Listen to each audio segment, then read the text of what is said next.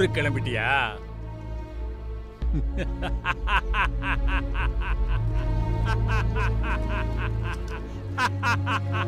என்னடா அதிசயமா வீட்ல இருக்க? இங்க பாரு, உனக்கு தான்டா, எடுத்துக்கோ.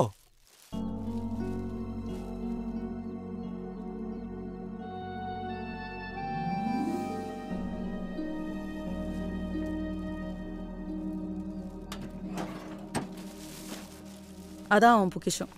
அவன் வரைஞ்ச நோட்டெல்லாம் அதில் தான் வச்சுருக்கான். அவனுக்கு தெரியாமல் யாரா திறந்துட்டா அவ்வளோதான், கத்தி கூப்பாடு போட்டுருவான். சண்முகம் இருந்தப்போ கூட இப்படி தான். அவனுக்கு நோட்டெல்லாம் வாங்கி தரும். வாங்க தம்பி. அப்பா ஒரு நிமிஷம். என்னாச்சு? இதை போடுறா.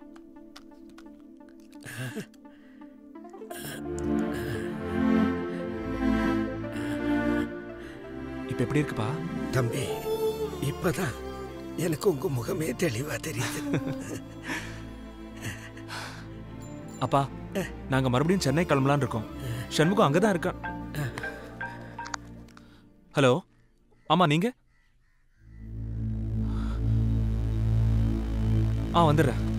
யாரு? சண்முகத்தோட ஒன்னும் வேலை செஞ்சவர். ஒன்னு நம்மள மீட் பண்ணுமா? அப்பா வரேன்பா, வாடா.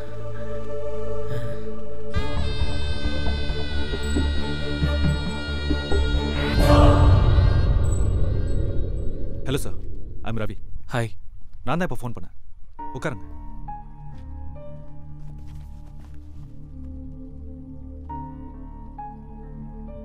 சொல்லுங்க. நானும் சண்முகமும் ஒன்னா தான் இங்க வேலையில ஜாயின் பண்ணோம். என் கூட நல்லா க்ளோஸா பழகுவான். கடைசியா ஒரு 10 நாள் ரொம்ப டிஸ்டர்ப்டா இருந்தான். நான் விடாம துருவி துருவி கேட்டதுக்கு அப்புறம் தான் ஊர்ல ஒரு பொண்ணை லவ் பண்றதாவும் அந்த பொண்ணுக்கு வீட்டுல கல்யாண ஏற்பாடு பண்ணியிருக்கிறதாவும் சொன்னான். ஆனா அந்த பொண்ணு யாருன்னு சொல்லல. கடைசியா 23ஆம் தேதி ஒரு வேலையா சென்னைக்கு போறதா மட்டும் சொன்னான். சென்னையில எங்கன்னு சொன்னானா? நான் எவ்வளவோ கேட்டு பார்த்தேன். 2 நாள் கழிச்சு ஃபோன் பண்றதா மட்டும் சொன்னான். ரொம்ப கலக்கமா இருந்தான். மனசு கேட்காம அடுத்த நாளே அவனுக்கு ஃபோன் பண்ணேன். அவன் நம்பர் கிடைக்கவே இல்லை. 2 நாள் கழிச்சு தான் அவன் அந்த பொண்ணோட ஓடி போயிட்டான்னு தெரிஞ்சுது.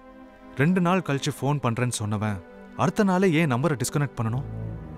இதை எல்லாத்தையும் விட நான் ரொம்ப பயப்படுற விஷயம் என்னன்னா, அவனோட டிகிரி சர்டிஃபிகேட்ஸ் எல்லாம் என்கிட்ட கொடுத்து பத்திரமா வச்சுக்க சொல்லியிருந்தான். அதெல்லாம் இன்னும் என்கிட்ட தான் இருக்கு. அது இல்லாம அவன் வெளியூர்ல எப்படி வேலை தேடுவான்? ஒவ்வொரு நாளும் அவன் ஃபோன் பண்ணுவான், அவனோட சர்டிஃபிகேட்ஸை அனுப்ப சொல்லுவான்னு நானும் வெயிட் பண்ணேன். ஆனா இப்ப அந்த நம்பிக்கையே போயிடுச்சு.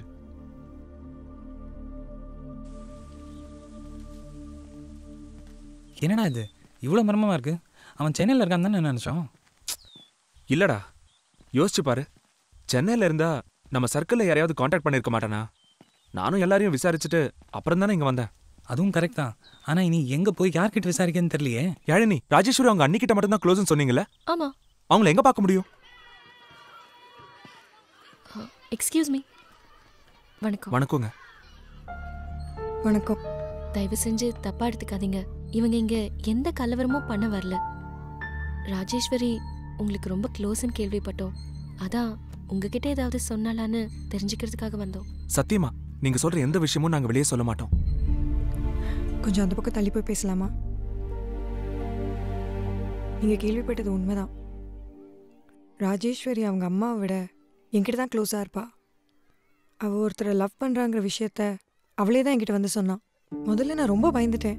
இதெல்லாம் வேண்டான்னு கூட அட்வைஸ் பண்ணேன். ஆனா ராஜேஸ்வரி ரொம்ப உறுதியா இருந்தா. அப்பதான் அவளுக்கு கல்யாணம் முடிவாச்சு. அவ அப்பாவையும் அண்ணனையும் மீறி அவளால எதுவுமே செய்ய முடியல. ஆனா அந்த கல்யாணம் மட்டும் நடந்தா அவ நிச்சயம் தற்கொலை பண்ணிக்குவேன்னு சொல்லி அழுதா. கல்யாண நாள் நெருங்க நெருங்க எனக்கு ரொம்ப பயமா இருந்தது. அப்போ அவங்க 2 பேரும் வீட்டை விட்டு ஓட பிளான் பண்ணாங்க. அப்போ நான் தான்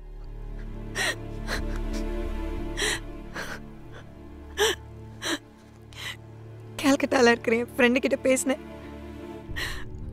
கொஞ்ச நாள் அங்க போய் இருங்கன்னு சொல்லி நான் தான் அவங்கள அனுப்பிச்சு வச்சேன். இப்போ அவங்க கல்கட்டாவிலே இருக்காங்க. கடைசியா சென்னைக்கு போற பஸ்ல ஏறிட்டோம். பஸ் கிளம்பிடுச்சுன்னு ஃபோன் பண்ணான். அதுக்கப்புறம் என்ன நடந்ததுன்னே தெரியல. அவ அவன் எனக்கு ஃபோனும் பண்ணல, கல்கட்டாக்கோ போய் சேரல. இந்த விஷயம் மட்டும் என் புருஷனுக்கு தெரிஞ்சது எனக்கு கொன்னுடுவாரு. ராஜேஸ்வரி போகும்போது அவன் நகையெல்லாம் என்கிட்ட கொடுத்துட்டு போனான். ஏன்னு கேட்டதுக்கு அந்த பையன்தான் பணத்துக்காக அவளை கூட்டிட்டு போயிட்டான்னு யாரும் பேசிடக்கூடாதுங்கிறதுக்காக அப்படி செய்ய சொன்னதா சொன்னான். ஒரு நல்ல ஆளோட தான் அவளை போறான்னு நம்பிக்கையோட அனுப்பிச்சு வச்சேன். ஆனா ஆனா இப்போ அவங்களுக்கு என்ன ஆச்சுன்னு தெரியாம, இதை பத்தி யாருக்கிட்டையும் பேசவும் முடியாம தினம் தினம் செத்துக்கிட்டு இருக்கேன்.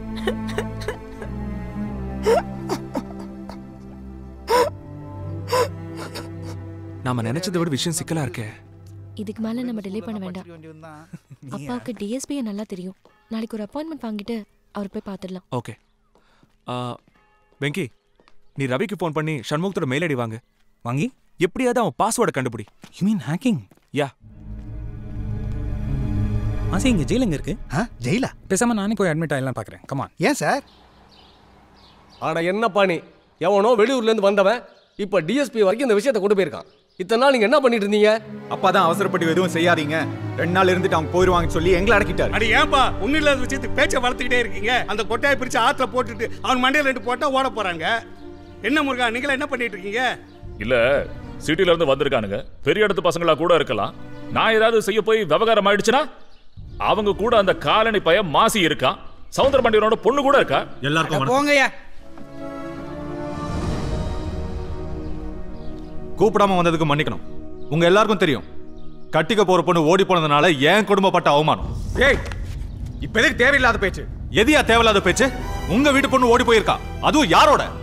ஒண்ணு அவளை புடிச்சிட்டு வந்து 4 வெட்டி புதைச்சு ஒரு வேப்பங்குச்சியாவது நட்டு வச்சிருக்கணும், இல்ல நீங்களாவது நாக்க புடிக்கிட்டு செத்து.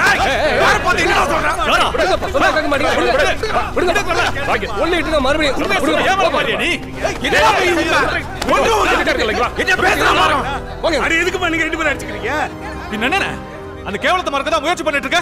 எங்க இருந்து வந்த ஒருத்தன் அந்த சாக்கடை கலரிட்டு இருக்கான், அவனை வரட்ட தூப்பு இல்லாம ஏன் மேல பாயிரா? அதை பத்தி தான் பேசிக்கிட்டு இருக்காங்க. பேசிக்கிட்டே இருக்க, இதெல்லாம் காவிரி பிரச்சனையா? உங்களால முடியுமா? இல்ல நான் செய்வான்னு கேக்குதா வந்தேன். நாங்க பாத்துக்கிறோம். சரவணா, நீ ஒண்ணும் கவலைப்படாத. எது நடக்கணுமோ அது நடக்கும். அதுவும் இன்னைக்கு ராத்திரியா நடக்கும்.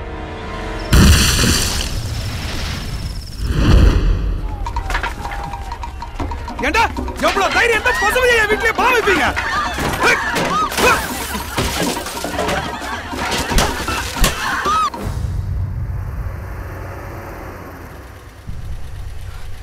என்னடா இது? தெரியலையே.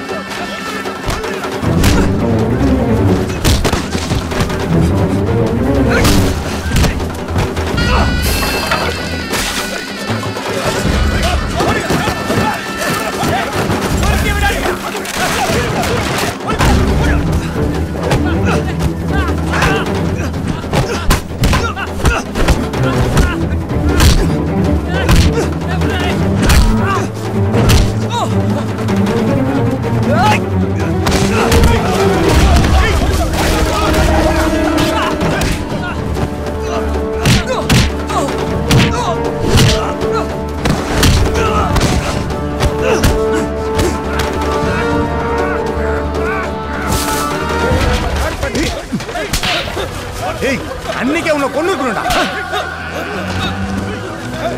ஐயோ, வயசு அடிக்கிறீங்க, உனக்கு வெக்கமா இல்ல? அப்ப முன்னாடிக்கு சொல்லுங்க. ஓடி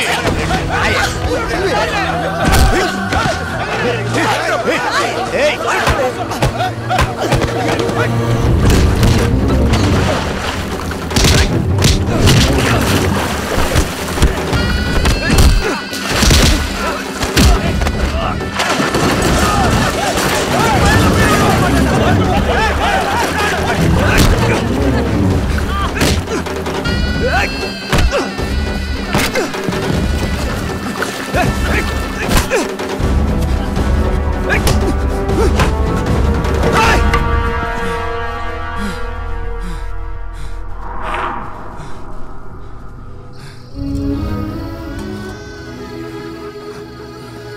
ஐயோ, என்னாச்சு சார்? அங்கேயுமா வந்தானுங்க? எங்களுக்கு ஒன்றும் இல்லை. இங்கே என்னாச்சு? பசுபதியா வீட்டில் யாரோ பாம்பு வச்சிட்டாங்க. நாங்கள் தான் வச்சோன்னு சொல்லி ஊடு பூந்து ரகலை பண்ணிட்டானுங்க சார்.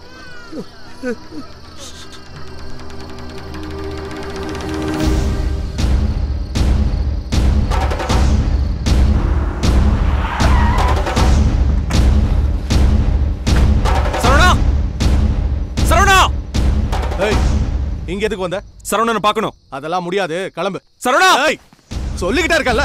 ஏய் ஏய் ஏய், என்னடா எங்க வந்து தகராறு பண்ற? உனக்கு பிரச்சனை ஏன் கூட தானே? ஏன் காலனில தகராறு பண்ற? காலனிலியா? யார்கிட்ட வந்து கேக்குற? சும்மா நடிக்காத. நீ சொல்லிதான் நடந்துச்சு. அவனுங்க எங்க வீட்ல பாம்பு வச்சா எங்க ஆளுங்க சும்மா இருப்பானுங்களா? ஏய், ஓடாத கார்ல பாம்பு வச்சுட்டு என்ன நாடகம் ஆடுறீங்க? ஏய், யாரா நாடகம் ஆடுறது? எல்லாத்துக்கும் காரணம் நீ. நான் முதல்ல சொன்னேன்ல, முடிஞ்சு போன விஷயத்தை கிளறாதன்னு. இது உங்களுக்கு முடிஞ்ச விஷயமா இருக்கலாம். எனக்கு என் ஃப்ரெண்ட் எங்க இருக்கான்னு தெரியணும். அதுக்காக நீ எங்களை அசிங்கப்படுத்திட்டே இருப்ப. பார்த்து சும்மா இருக்கணுமா? நீங்க தான் உங்க பொண்ணை தலை முழுகிட்டீங்கல்ல, அப்புறம் என்ன அசிங்கம்? தம்பி, என்ன பேச்சது? முதல்ல நீங்க இந்த ஊரை விட்டு கிளம்புங்க. உங்க ஃப்ரெண்ட் எங்க இருக்கான்னு நாங்க போய் தேடுங்க. அனவசரம் வந்து பிரச்சனை பண்ணாதீங்க. நான் தான் முதல்ல சொன்னேன்ல அவங்க எங்க இருக்காங்கன்னு. அத நம்ப நான் தயாரா இல்ல. சார், இந்த ஊரை மதிக்கிற பெரிய மனுஷன் நீங்க. உண்மையை சொல்லுங்க. உங்க பொண்ணு எங்க இருக்கான்னு உங்களுக்கு தெரிய வேண்டாமா? வேண்டாம், தெரிய வேண்டாம். அத உன் அம்மாவை சொல்றா.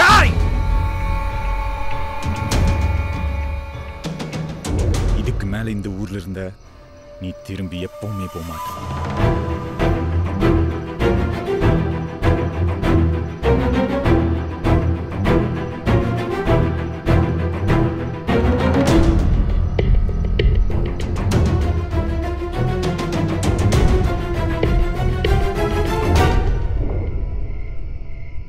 இதுக்கு மேல நான் இந்த ஊர்ல இருக்க முடியாது.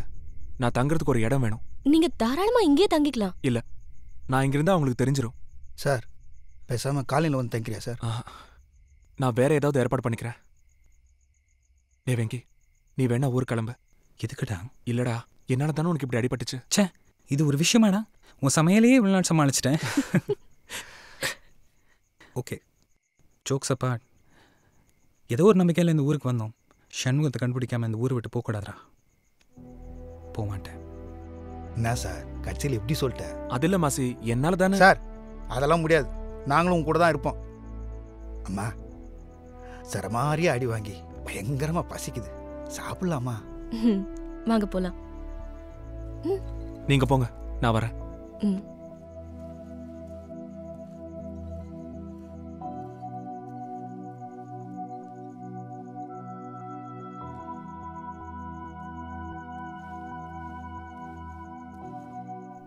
என்னாச்சு அர்ஜுன்? ஒன்றும் இல்லை. அடுத்து என்ன பண்ணணும்னு யோசிச்சுட்டு இருக்கேன். அது மட்டும் இல்லை, எங்களுக்கு ஏதாவது ஆச்சுன்னா சமாளிச்சிருவோம். உனக்கு ஏதாவது ஆச்சுன்னா? அதெல்லாம் ஒன்றும் ஆகாது. ஒன்னா ஒரு விஷயத்த ஆரம்பிச்சோம். எதுக்குமே முடிவுன்னு ஒன்று உண்டு. அது என்னன்னு பார்த்துருவோம். தயவு செஞ்சு இன்னொரு தடவை இந்த மாதிரி பேசாதீங்க. ஹே, I'm with you, okay?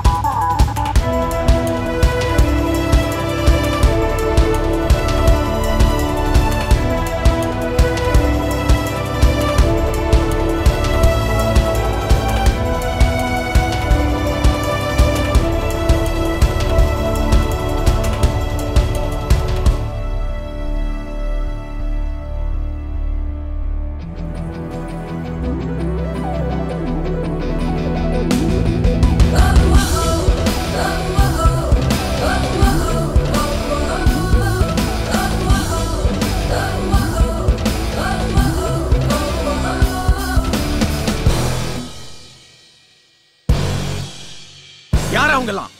எல்லாரும் அவங்க கூட படிச்சவங்கப்பா. நான் கூப்பிட்டதை மதிச்சு இங்க வந்ததுக்காக முதல்ல ஒரு பெரிய தேங்க்ஸ். நாம இங்க அரசியல் பண்ணவோ புரட்சி பண்ணவோ வரல. நாம எல்லாம் இங்க கூடி இருக்கிறதுக்கு ஒரே ஒரு காரணம், நம்ம கூட படிச்ச நண்பன் சண்முகம் எங்க இருக்கான்னு தெரியணும். இதான் நம்ம போராட்டம். சண்முகம் தனக்கு யாரும் இல்லைன்னு நினைக்காம நமக்காக ஒரு கூட்டமே இருக்குன்னு தெரிஞ்சு எங்க இருந்தாலும் தைரியமா இங்க வரணும். என்ன நடந்தாலும் சரி, இதுக்கு ஒரு முடிவு தெரியாம நாம இங்க இருந்து போக கூடாது. We want justice. We want justice. We want justice. We want justice. We want justice.